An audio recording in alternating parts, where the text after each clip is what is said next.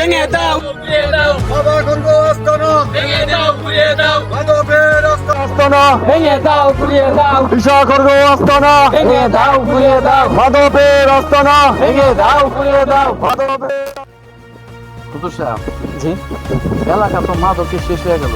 আপনি তো শুক্রবারে নামাজের সময় অবশ্যই তো এই মাদক সম্পর্কে জানেন। আস্তানা দাঁড়াও দাঁড়াও দাঁড়াও, কি হয়েছে কি হয়েছে?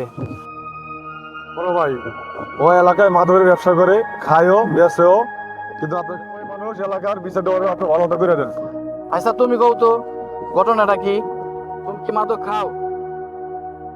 ও ভাই খাই, টুকটাক খাই, খেয়েছি। চিন্তা করছেন ভাই, ও গাঞ্জা খায়ও বেচেও, অনার কি মাইরা ফাইতে ফালাই দেবো না বিচার করবেন? আচ্ছা তুমি যে মাদক খাও আবার খুচরা পাইকারি বেচো, পাইকারি আনো কোন থেকে? দড়ির পোলার কাছটা আনি পাইকারি, আইনে খুচরা বেশি এবং খাই।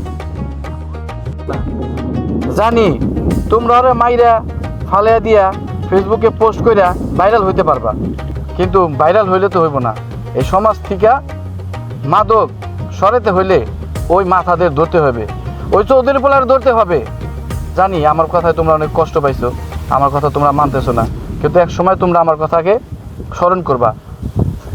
এই চৌনপটি ধরার আগে আগে আমাদেরকে সমাজের রাঘব বলদেরকে ধরতে হবে। হ্যাঁ ভাই, ঠিক আছে ঠিক আছে ঠিক আছে সমাজ থেকে মাদক নির্মূল করতে হলে বাপ ভাই আত্মীয় স্বজন দেখা যাবে না, সবাই মিলে যদি সমাজ ঠিক করতে হয়।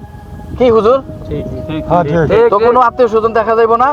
এখন আমরা সবাই মিলা এই দেশ সমাজ ভালো করতে চাইলে সবাই মিলে চৌধুরী বাড়ি হামলা করব, যেহেতু আমাদের সাক্ষী আছে চৌধুরী ছেলের কাছ থেকে সে পাইকারি মাল আনে। হ্যাঁ ভাই, চলো সবাই। হ্যাঁ চলো চলো। চলেন চলেন